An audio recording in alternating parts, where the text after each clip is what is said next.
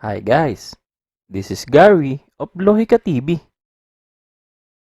Kung gusto mo ang mga ganitong video, aanyayahan kitang mag-subscribe sa channel na to. Naglalakad ka sa kagubatan. Sa iyong paglalakad, maririnig ang tahimik na daloy ng tubig. Ang sikat ng araw at huni ng mga ibon. Hanggang sa merong kang makitang kakaiba sa lupa, nakahawig ng isang itim na barya na merong weird na ukit. Yumuko ka para tingnan mabuti. Ang bagay na ito ay mukhang lumang barya na merong simbol at sa iyong palagay ito'y mula pa sa sinaunang panahon. Nagkakala kang pwede mo itong ibenta para yumaman.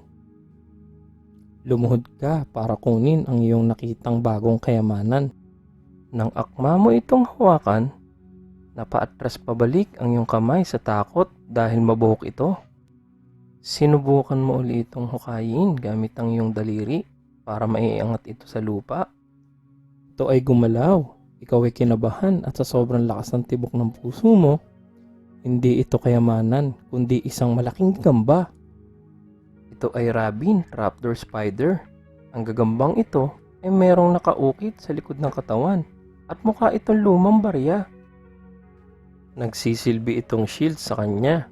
Naguhukay ito at papasok ito sa lupa na nakalabas ang likod para hindi sila mahuli ng mga predators nito.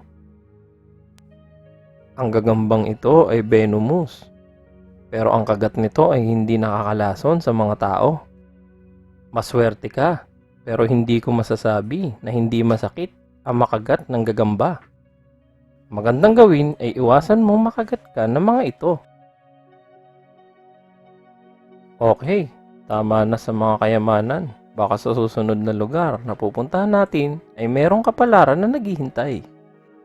Pumunta tayo sa Mexico, Baja California Peninsula. Naglalakad ka sa tuyong lupa nang merong kang mapansin na mahabang puting stripe. At nang tingnan mo itong mabuti, mukha itong mahabang bulate. Napaisip ka at nagtaka, bakit hindi ito gumagalaw gaya ng mga bulate na nakikita mo? Meron itong mga kamay at ulo. Itong maputlang nilalang na ito na merong itim na maliit na mata ay ang Mexican mole lizard. Naninirahan ito sa lupa kung saan may mga ibang insekto at anay din na nakatira. Madalang itong lumabas kaya maswerte ka kung makita mo itong kakaibang butiki na to. Magpunta naman tayo sa rainforest ng northeastern Australia. Sa iyong daan, meron kang nakita. Bahagyang nakatago at napansin mong medyo malaki. At sa paligid nitong misteryong nilalang na ito, ay merong itim na buhok. At sa unang tingin ay akala mo'y oso na natutulog. Pero nang iyong lapitan at narinig ka nito, ay tumayo ito sa kanyang mga paa at tumarap ito sa iyo. Nakita mo na ito ay kakaiba at magandang ibon. Ang itim na mistulang buhok nito ay ang makapal niyang mga balahibo. Ang kulay ng ulo nito ay matingkad na kulay asul na merong malaking horn sa ibabaw. Nakatayo ito gamit ang matibay nitong mga paa. At ang mga kuko nito ay parang punyal na matulis. Kung ating titingnan ay kahawig ito ng dinosaur na Velociraptor. Pero ito talaga ay isang cassowary, ang pinakadelikadong ibon sa mundo.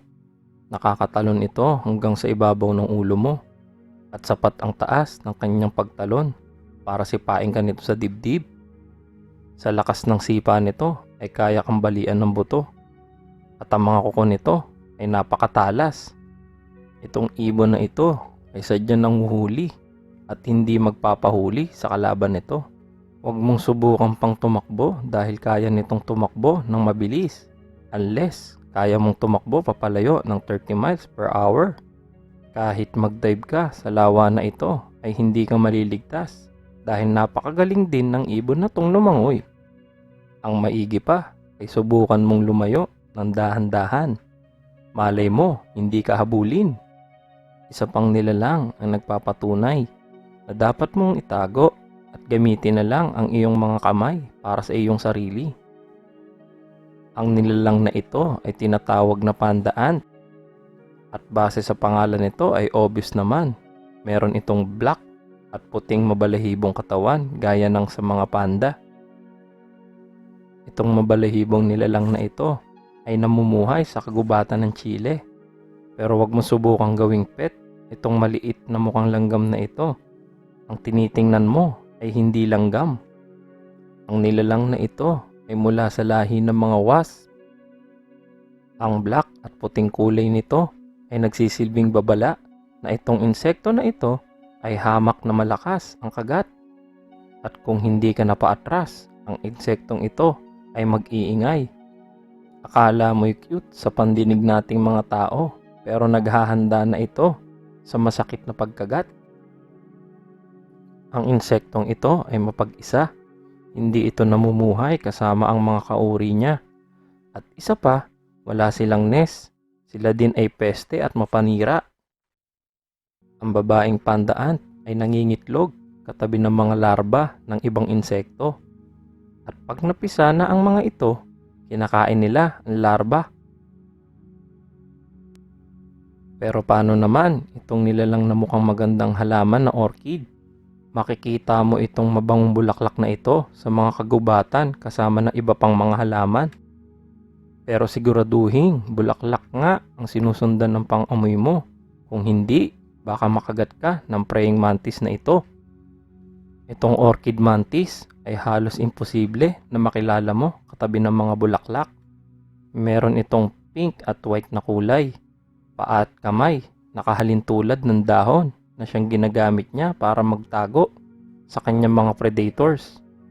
O di kaya sa paghantang pagkain ng mga insekto na gusto ay ang mga halaman. Paro-paro o di kaya ay bubuyog na lilipad sa bulaklak.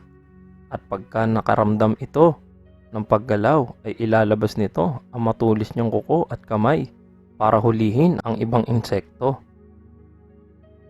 Ngayon, isipin mo, ikaw ay nasa kagubatan ng Costa Rica nang meron kang makitang brown na ahas na nagapang sa isang sanga ng puno sa iyong harapan. Ang ahas ay mistulang mangangagat at nagmamadali kang tumakbo papalayo. Pero napansin mong parang ang iksi naman ng ahas na ito.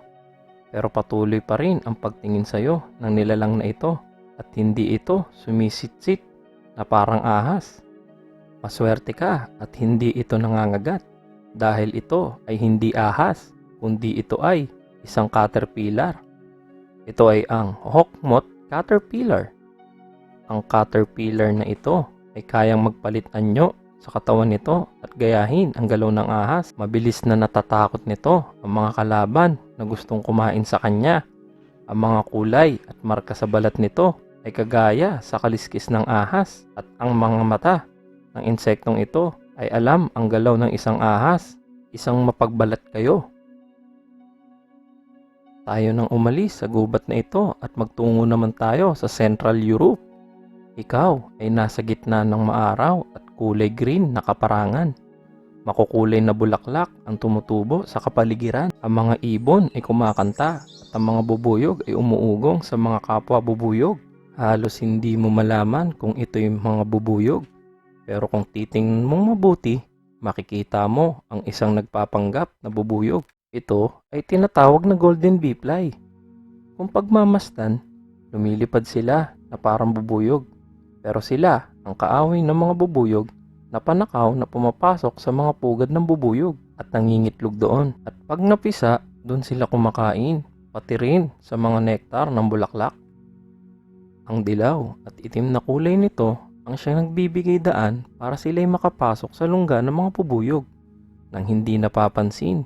Ginagamit rin nila ito pamprotekta dahil aakalain ng mga predators nito na sila'y may sting din gaya ng sa bubuyog. Ang susunod na lugar na lalakbayin natin ay ang rainforest sa southern Thailand. Ngayon, iba yung pag-iingat at tingnan ang iyong paglakad. Hindi dahil ang susunod na nilalang ay nakakalason o nangangagat, ngunit dahil baka ito'y iyong maapakan. Napupuno ang paligid ng mga dahon galing sa puno.